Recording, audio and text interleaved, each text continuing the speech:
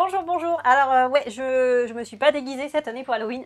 J'ai pas fait de déco spécifique parce que les deux précédentes que j'avais fait, y a pas grand monde qui les avait vues finalement. Donc comme j'ai pas énormément de temps, voilà, j'ai pas fait plus de déguisement que ça. Ouais, j'avais pensé à mettre des petites toiles d'araignée et tout, comme les autres années. Mais d'une part, le maquillage, ça tient un peu chaud. Après, tu dégoulines et tout. Et puis, à part me déguiser en vampire ou en sorcière, j'avais pas trop d'idées. Alors, si, en fantôme, j'aurais mis un drap. Ça aurait fait un peu à l'ancienne, sous les draps, entre mes couvertures, tout ça, bref. Ouais. Donc je vais faire très soft cette année pour Halloween, mais je vais parler de 4 livres quand même qui sont des albums jeunesse. Et oui, et 3 qui sont de Jennifer Adams à l'écriture et illustrés par Ron Stocky. Je regarde en bas parce que c'est écrit là. Et c'est aux éditions Gibbs Smith. Alors il y a 3 livres en anglais et un livre en français traduit d'italien. Les 3 premiers qui sont inspirés d'Edgar Allan Poe, dont vous voyez une photo juste ici. Il y a en tout premier, ce sont des grands albums, carrés comme ça. Le tout premier, c'est Edgar Gets Ready for Bed, qui est un clin d'œil, un hommage au poème The Raven, le corbeau. Voilà, c'est un corbeau, oui, effectivement. Edgar, c'est le corbeau. Et donc, comme mes collègues viennent de vous le dire, nous avons donc ici une sorte de reprise du corbeau d'Edgar Poe, où Edgar, je vais vous montrer un petit peu les dessins dedans, c'est vraiment très court, c'est très light, c'est pour enfants, mais il y a quand même voilà ce petit, un petit peu comme des contes qui, je sais pas moi, comme quand j'étais gamine, j'avais des livres d'histoire comme ça, où on parlait de Cosette et tout ça. Alors j'avais pas lu Les Misérables quand j'avais 5 ans, mais voilà. Et donc là, Poe qui est quand même, alors là, on dirait un petit peu la maison de Baltimore, la maison. Je vous avais pas montré des photos de mon voyage aux États-Unis. Et je vous mettrai peut-être des photos. Et ça ressemble un petit peu. Alors maintenant, c'est un musée, Jeff, si tu nous regardes. C'est un musée. Et c'est un petit peu la maison de Poe à Baltimore, j'ai l'impression. Bref, donc le corbeau, Edgar habite là. Et il fait que des bêtises, ce corbeau. Et sa maman arrête pas de lui dire non, mais arrête de faire ça. Et lui, il répond nevermore. Plus jamais. Voilà, arrête de faire ça, nevermore. Alors, est-ce que je vous spoil? Alors c'est mignon comme histoire, voilà, Edgar fait des bêtises, Edgar il répond nevermore, nevermore à chaque fois et tout, et à la fin, voilà, pareil là, pareil, plein de petites références, je vous dis, pareil, regardez, plein de petites références au poème, il se pose sur un truc comme dans le poème. Alors dans le poème c'est un buste de Pallas, plein de références.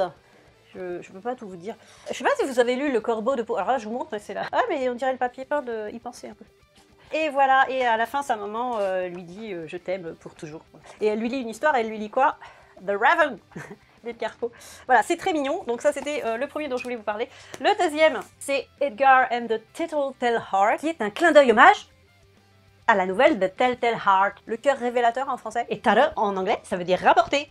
Et Tattletale, c'est un mouchard. En fait. Voilà, merci pour les explications. Donc, Edgar and the Tattletale Heart. Edgar est le cœur mouchard, parce que Edgar est avec sa petite sœur, leur maman est partie. Et Edgar, il fait toujours, Edgar le corbeau, il fait des bêtises. Et qu'est-ce qu'il fait comme bêtise? Pendant que sa petite sœur dessine, et que lui dessine, il essaye d'envoyer un avion en papier. Ah, vous voyez pas, un avion en papier à sa petite sœur. Et qu'est-ce qui va se passer? C'est le buste de Poe qui est là, qui se casse. Alors qu'est-ce qu'il va essayer de faire? Il va essayer de le planquer, Edgar.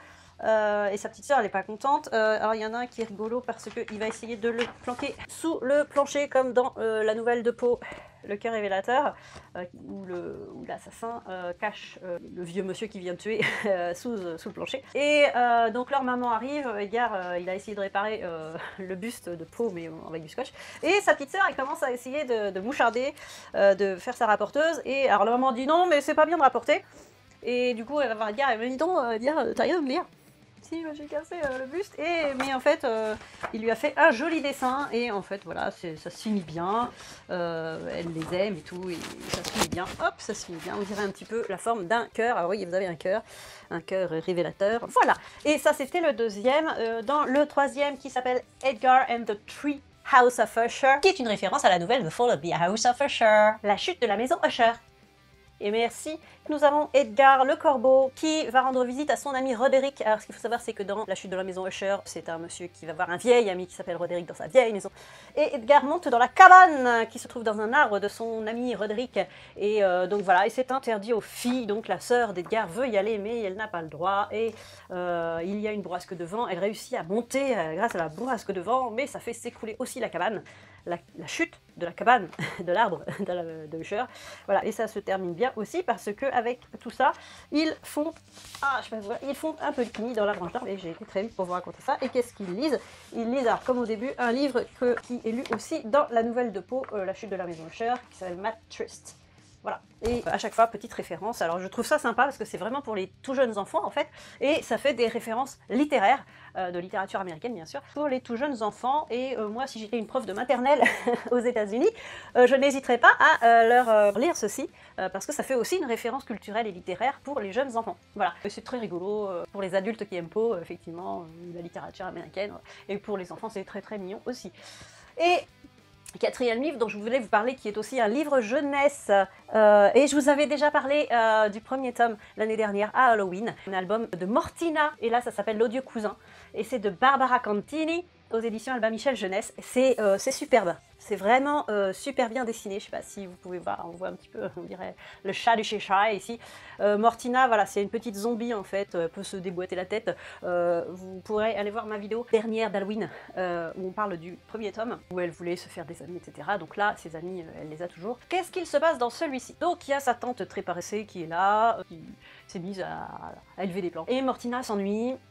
Et débarque un cousin d'Hilbert, je viens de postillonner, le cousin d'Hilbert, dont elle n'avait jamais entendu parler. Soit dit en passant, il y a une référence à Poe dedans, et c'est une photo de lui qui est annotée le cousin Edgar. Mais le cousin odieux, c'est pas du tout Edgar, hein, c'est bien d'Hilbert, le cousin odieux. Ah ça, pour être odieux, il est odieux, hein, il est jamais content, il critique tout, c'est une vraie peste. Et en même temps, sa tante trépassée disparaît mystérieusement. Voilà, donc Mortina, elle se retrouve avec ce cousin d'Hilbert, qui effectivement est odieux, hein, c'est vraiment la tête à claque, avec sa tante qui a disparu, et débarquent des invités qui n'ont jamais été invités. Donc les invités, c'est ses amis de tome précédent. Donc voilà, ils se retrouvent dans la maison, ils vont essayer quand même de retrouver la tante trépassée, parce que c'est quand même très bizarre, entre ce cousin là qui débarque de nulle part, ces invitations mystérieuses, et la tante qui disparaît. Voilà, donc ils vont faire toute la maison, ils vont essayer de voir pourquoi la tante a disparu, où est-elle, est-ce qu'elle est morte, mais ils vont trépasser où elle est déjà morte finalement. Et c'est super mignon, c'est lisible aussi bien pour des adultes aussi, parce que, bah oui, voilà, il y a des petites références, comme on disait à Edgar Poe, mon ticket de caisse, Edgar Poe aussi, et bon, c'est mignon, ça se lit, bah, bien sûr, super vite, hein, je vous révèle pas la fin, hein, parce que oui, il y a une explication à cette disparition mystérieuse, n'est-ce pas? Et le cousin est horrible et on a envie de le gifler. Voilà, alors je vous souhaite un joyeux, je sais pas si on peut dire joyeux pour Halloween, ou un catastrophique horrible Halloween. Et sur ce, bonne lecture.